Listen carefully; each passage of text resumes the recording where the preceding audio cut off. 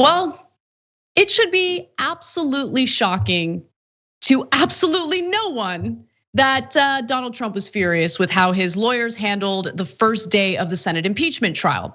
Now, he had two lawyers, and both of them, to be quite honest with you, were awful. But Bruce Castor was certainly the worst because he literally stood up and made the case that the impeachment managers were doing a fantastic job. And then he proceeded to ramble on for 45 minutes without making any type of case, without really defending Donald Trump. It was a disaster. And so now we're learning, based on reporting from Fox News, that Trump was screaming, that he was upset. Trump believes Castor gave a rambling opening argument. They said, these are the two sources who spoke to Fox News. Castor's 45-minute opening remarks were widely panned on social media after he praised the House impeachment managers for a job well done. And well done is in quotes because he literally used those words.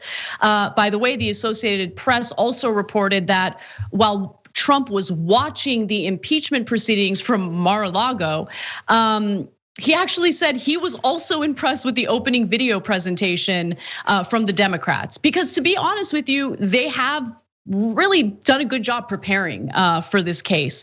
Now, Castor was so bad that it seems like he was like almost intentionally sabotaging Trump's defense here.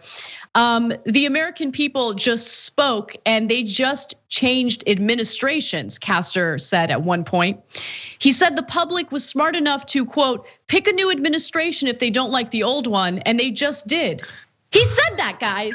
Can you imagine? Trump's in Mar-a-Lago watching his own lawyer say that. It was just so good, so good. And by the way, the other lawyer, go ahead, John. Sorry, I'm like rambling. So really fast. I mean, saying they were smart enough to do that is great, but let's also bear in mind, because maybe people forget this. Trump still doesn't admit that he lost. He certainly doesn't admit that it was lost fairly. Like his lawyer has gone beyond him on acknowledging that the election was over. There are still people like Trump, like Marjorie Greene, who are saying, no, this thing isn't done yet. He actually won. Oh, it's so good. Like I kind of love Bruce Castor. Like I think he's on our side. I think he's really genuinely. No, I know, I'm kidding. But again, his performance was so terrible that I mean, one could believe that he's trying to sabotage it. Now, with that said, David Schoen was the other lawyer who I thought was pretty terrible as well, but he at least tried to make a case here. And he was recently interviewed during Hannity's show, and here's how that conversation went. Take a look.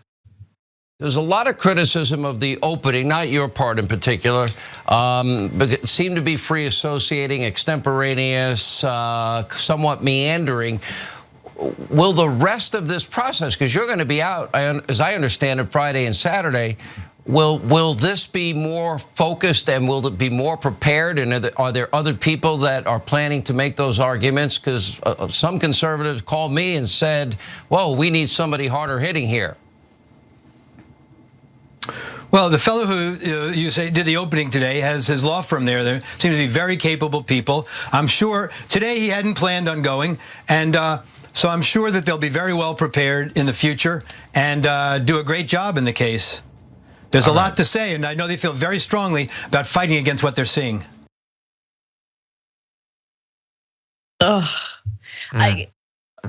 want you guys to play that video as B-roll as we discuss, because when Hannity asks him or mentions that Schoen isn't going to be there on Friday and Saturday, and like tries to kind of present him as the more competent one, he feels so good about himself. Like he gets this like big smile on his face. He's like, yeah, I sound like I'm smart because the other guy is really, look at him, look at his smile, look at his look. Yeah, I like that. Thanks Hannity. Anyway, sorry, I just noticed that and it was hilarious.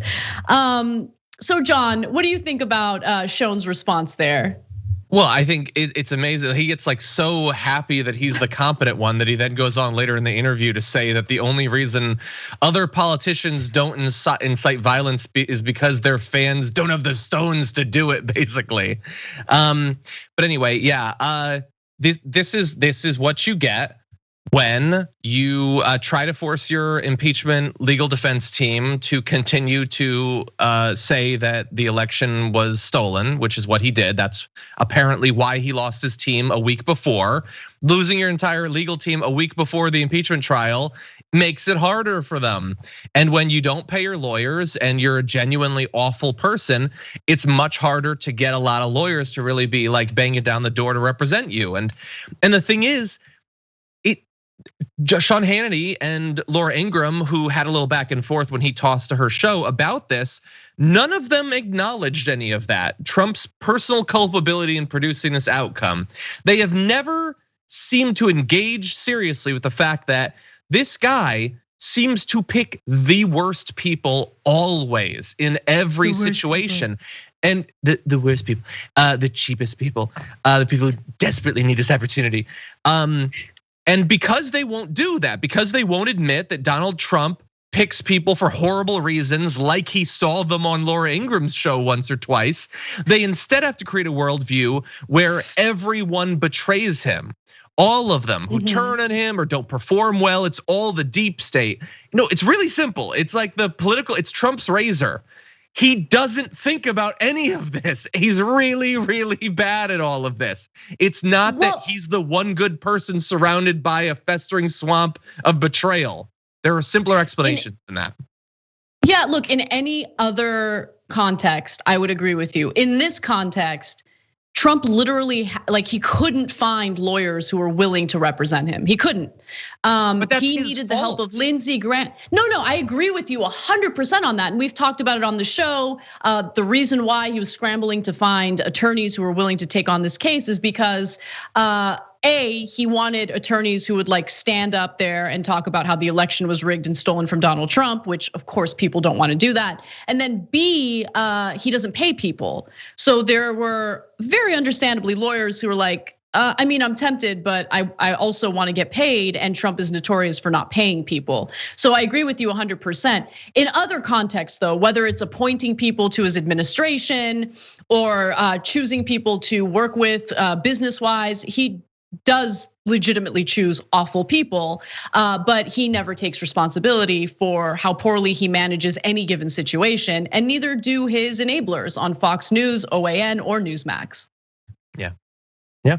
So real quick, Bruce Castor, who's the lawyer who had more foibles than the other one, Sean, actually gave an interview to Wall Street Journal, and he's like, I think I did great, which I love. So remember, Bill Cassidy is one of the Republican senators who originally believed that the Senate impeachment trial was unconstitutional. After the first day of the Senate impeachment trial, he actually changed his mind and voted along with Democrats in allowing the impeachment trial to proceed. That's relevant. So you can understand what Bruce Castor is referring to in this quote that he gave to the Wall Street Journal. He says, you put 100 people in the same room, you're gonna get 100 different opinions. We only lost Senator Bill Cassidy, so I believe we had a good day. Oh, nailed it. Winning. And then finally, I mean, we keep talking about Bruce Castor, and I think it's only fair to show you a snippet of his performance from yesterday so you guys understand what all the conversation is about. Take a look. I'll be quite frank with you. We changed what we were going to do on account that we thought that the House manager's presentation was well done.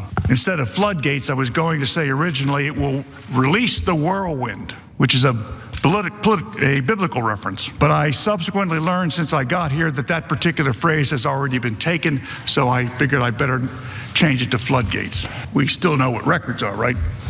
On the thing you put the needle down on and you play it. You ever notice how when you're talking or you hear others talking about you when you're home in your state, they will say, you know, I talked to my senator. Why is it that we say my senator? You know, I feel proud to know my senators.